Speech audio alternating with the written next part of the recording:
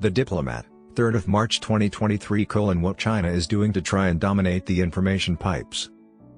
China's government has intensified efforts in the last 10 years to use potent informational tools in all corners of the world, including its immediate neighborhood and increasingly farther-flung regions like North America, Africa, Central America, and Europe. Among these tools are Beijing's significant state media outlets, like Xinhua, which have grown as China tries to make them credible, suitable substitutes for current international newswires based in liberal democracies, such as the Associated Press, Agence France-Presse, Reuters, Kyodo, and others. Beijing's rising use of proxies to exert control over Chinese-language media outlets in other nations and its sophisticated use of disinformation on powerful social media platforms, locally and internationally, are also included. China is trying to dominate the pipes through which information travels, even as it tries to use its power over media and news. I refer to the broad framework of international information networks as pipes, which include the basic physical infrastructure and the laws and standards that control the flow of information. The physical telecommunications networks for wireless and wired data, mobile phones and other information display devices, Internet of Things creation tools, surveillance tools, top search engines, web browsers, social media platforms, and Internet standards are some examples of these pipes. With more sway in these spheres, China wouldn't be as dependent on other nations for disseminating Xinhua, CGTN, and CRI or on local Chinese language media outlets under Beijing's supervision for coverage. Instead, it could use its pipes to covertly and aggressively distribute state media content onto websites, social media platforms, mobile and other devices, browsers, and television networks owned by or closely associated with the Chinese government, depriving news consumers in many other countries of unbiased coverage about China. Beijing could more easily censor negative stories and social media conversations within other nations if it had greater control over the information pipelines. It could also more easily spread stories, rumors, opinions, accusations, blandishments, and different types of misinformation, which are short forms of power. In the end, it might use the pipes to aid other nations in copying China's surveillance techniques and export its idea of a closed, censored domestic internet, a component of Beijing's larger model of technologically enabled dictatorship. Chinese state-owned businesses are installing many new physical, or virtual pipes for international information flows in the developing world. In the Philippines, for instance, the state-controlled China Telecom has launched the third-largest mobile phone network, despite concerns from security experts and some lawmakers about Beijing controlling a part of the nation's mobile infrastructure. China Telecom acquired and deployed its mobile network in collaboration with the businessman Dennis Wee, a trusted ally of the previous president of the Philippines, Rodrigo Duterte. Chinese companies frequently win contracts to construct mobile and fixed internet infrastructure by collaborating with local tycoons, sometimes without using open bidding procedures. Chinese state-owned companies have employed this tactic in numerous nations. Beijing has emerged as the industry leader in Africa for constructing new physical facilities for transmitting the information. Building the heart of new mobile and fiber optic networks across the African continent is China Telecom and ZTE, whose largest shareholder is a state-owned company. They compete heavily with Huawei, a private Chinese company with a long history of ties to the People's Liberation Army. In exchange, assistance is given. Many Chinese businesses that develop telecommunications infrastructure in Africa and other regions receive loans from Chinese banks on incredibly favorable conditions as part of China's Digital Silk Road (DSR) initiative, a component of the Belt and Road Initiative (BRI). Competitors from other countries have a tough time obtaining the same degree of diplomatic support from their own governments or obtaining the same low-cost financing which Chinese businesses typically receive from Chinese state banks. Even though it has been excluded from many liberal democracies, Huawei has signed numerous commercial contracts around the globe to construct next-generation 5G networks. Nevertheless, with rivals lagging, it is well positioned to become sub-Saharan Africa's leading 5G provider. While this is happening, Huawei has signed agreements to build 5G networks in Cambodia, the Philippines, Thailand, and Indonesia. The company has also constructed many of the shorter undersea cables connecting the region's telecommunications networks. Huawei and other major Chinese tech players in the Pacific Islands have aggressively competed with Australian and other businesses to forge new business agreements in places like Fiji. Thousands of miles of undersea cable, which carry the majority of telecommunications traffic, are being finished by Huawei all over the globe. While this is happening, Huawei has already established itself as the leading supplier of new 5G technology in Central Asia, including in Kyrgyzstan, the most democratic and numerous of the region's states. Although some of its efforts are currently stalling in richer countries concerned about the drawbacks of being dependent on Huawei and other Chinese tech firms, Huawei has made progress even in some democracies where leaders have severe reservations about allowing Chinese companies to build telecommunications infrastructure. However, Huawei frequently has an advantage in obtaining contracts to build infrastructure, especially in developing nations, due to their low costs and high technological experience.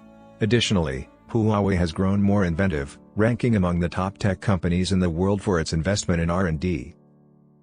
Chinese companies also win contracts for the Internet of Things, IoT. Since at least the late 2000s, when then Premier Wen Jiabao proclaimed it a national priority, Beijing has focused on this sector. Chinese companies have established a network of sensors in China, according to Emily de la Bruyere and Nathan Pikerzik, formerly of the Long-Term Strategy Group consulting firm. These sensors include but are not limited to security cameras, car navigation systems, and intelligent electricity monitors. Any information collected is forwarded to the China Academy of Sciences, CAS, a prestigious research organization in China. CAS explains that the system is a test zone for a worldwide network, claimed de la Bruyere and Pikerzik. Poland and other European nations to Chinese firms, including Hikvision, a leading manufacturer of security cameras and a sizable state-owned business, have awarded IoT contracts. Even in official structures in Europe and North America, such as departments of the UK government and US military bases, surveillance camera systems made in China have been installed, though they have since been outlawed.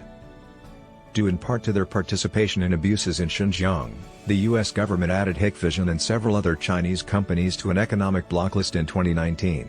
Until the prohibition, Hikvision cameras were used on American bases. However, the firm's worldwide expansion did not seem to be halted by these US actions.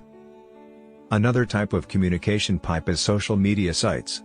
Chinese businesses had hardly any social media footprint a decade ago. Chinese companies like WeChat, Weibo, and TikTok have since experienced rapid domestic and international growth. The short video app, TikTok, has a significant cultural impact on preteens, teenagers, and young adults worldwide. It now rivals more established social media platforms like Twitter and Instagram in terms of the number of new users it has attracted. Even though it was only widely released in 2017, it had the most downloads of any app in 2021. With an estimated 40% of users between the ages of 16 and 24, the app has taken over high school and college students' phones. ByteDance Limited, the parent company of TikTok, presents itself as a global organization, and TikTok is presented as being similar to platforms operated by American businesses like Facebook or Twitter. However, these assertions are unfounded given that it has been shown in numerous reports that TikTok has occasionally attempted to edit or remove material related to China and that the Chinese government has invested in ByteDance and won a key position on its board. WeChat, a Chinese program, has started to gain popularity outside of China. WeChat, a platform controlled by Chinese conglomerate Tencent, has increased in China. It is now used by many middle-class Chinese for a large portion of their personal, professional, and social lives. WeChat usage is growing among Chinese speakers all over the globe. It now has 1.24 billion members and has spread throughout South and Southeast Asia. After China, the United States is considered the second largest supplier of WeChat users using spy software. WeChat is still available because the Biden administration abandoned plans to outlaw its service in the United States, despite the Trump administration's attempt to stifle it and its parent business with an executive order. The app is used by almost 20% of the Thai populace. There are allegedly 20 million WeChat accounts in Malaysia, a nation of about 32 million people. The group chats on the app, which can have up to 500 users, are used to disseminate information supportive of the Chinese Communist Party, CCP, while those who make critical comments are censored. Although WeChat is not well known for being a news app, it is a significant source of information about Chinese domestic and international policies due to the frequency with which it posts news stories, links to stories, and discussions about stories. WeChat is extensively used in Japan and South Korea and has become Mongolia's second most popular messaging app in Northeast Asia. Chinese mobile phone manufacturers are also prospering, especially in developing nations like Africa, South Asia, and Southeast Asia. Chinese social media platforms are growing in popularity. Cheap Chinese phones have dominated the market in these regions, outselling more expensive competitors like Samsung and Apple. Chinese companies have outperformed their non-Chinese competitors in developing many consumer-favorite apps and specific innovations for markets in Africa and other growing regions. This is because China was an early adopter in many new smartphone-related features, such as having one excellent app like WeChat. The data is accurate. Chinese companies, including smartphones and entry-level phones, now produce more than half of the mobile telephones bought yearly in Africa. After winning two-thirds of the market in India, a significant strategic rival, and most of the market in China, they are enjoying rising popularity in Southeast Asia. Although they have also been accused of having spyware preloaded, many Chinese-made phones come preloaded with the apps of the largest Chinese social media platforms and web browsers, allowing them immediate entry to users in Africa, Southeast Asia, South Asia, and other regions. Additionally, Chinese businesses are making progress in the global digital television industry. They are now innovative and competitive rather than simply stealing foreign inventions. For instance, one of Africa's top digital television providers is the Chinese pay television provider StarTimes. It can reach previously unreached people from Kenya to Nigeria to Rwanda with its affordable TV packages and simple-to-install hardware. With some of the most affordable cable/satellite TV packages globally available for as little as $4 per month, the pay TV provider, i.e., StarTimes, is driving the continent's transition from analog to digital television. StarTimes is by far the industry leader in the nascent digital TV market. According to Eric Hollander, 90% of the people on the continent are within the company's grasp. StarTimes has made preliminary plans to extend its low-cost offerings to Latin America. In Africa, South Asia, and Southeast Asia, other sizable Chinese companies are expanding into the digital and satellite television industries. While Chinese local and national state television networks are growing into nearby Southeast Asian cable markets like Laos, Timor-Leste, and Vietnam, ZTE has started offering digital television services in Pakistan and is looking into other markets. Beijing can exercise influence through emission by having authority over the information pipelines. In other words, what does not surface in the media about China in other countries can be just as significant as what does. Beijing seeks to stifle debate on various subjects, including Tibet, the South China Sea, its COVID-19 policies, and Xinjiang. It wishes to erase these complex subjects. Additionally, if they are absent from international news reports and public discourse for a protracted length of time, that absence feeds back on itself, benefiting China even more. Publics and opinion leaders don't learn about these sensitive problems for China. Over time, they become less knowledgeable about them, and as a result, they speak and write about them less and less. If these subjects are covered honestly and openly, it is almost impossible for China to receive favorable coverage. Of course, China could accomplish this goal by openly threatening to punish other nations with sanctions such as economic, diplomatic, or other measures. However, the bullying strategy also has significant drawbacks, even though it has been effective with foreign businesses. Some foreign governments are concerned about being shut out of the Chinese market or suffering other sanctions from Beijing. WeChat allows Beijing to influence what appears in foreign media about China. WeChat has become a central news source for many non-Chinese speakers of the Chinese language, as users from outside China have gravitated toward the app and its popular messaging service. While most Mandarin speakers in Australia do not obtain a significant amount of their news directly from Chinese state media, Wan Ning Sun of the University of Technology Sydney has discovered that most of them access WeChat and obtain info from it, such as news shared in groups and messages. Sun found that WeChat served as the leading news and information source for about 60% of Mandarin speakers in Australia. However, Xinhua, Global Times, CGTN, and other state media outlets, which are under the control of Beijing and are pro-Chinese government, account for a large portion of the news disseminated on WeChat. Studies of Mandarin speakers in Australia and their use of WeChat revealed that, for some time, most of the channels they viewed lacked content related to Chinese politics.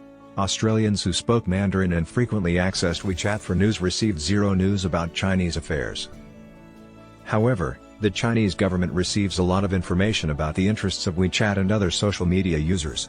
WeChat does not provide end-to-end encryption or other privacy safeguards, and the Chinese government closely watches and censors the platform's content. WeChat appears to be using the same strategies abroad as it does at home, which could stifle debates critical of Beijing and advanced democracies like the United States, Australia, and many European nations. WeChat is systematically monitoring conversations of users outside China and flagging politically sensitive material for some form of scrutiny, according to Sarah Cook of Freedom House. This includes messages in both Chinese and English, as well as other languages. Beijing actively pushes its vision of a closed, regulated, and filtered internet. Beijing actively pushes its idea of a fast, regulated, and filtered internet. WeChat communications conducted entirely among non-China registered accounts are subject to widespread content surveillance, which was previously believed to be reserved only for China registered accounts, according to a study by Citizen Lab at the University of Toronto.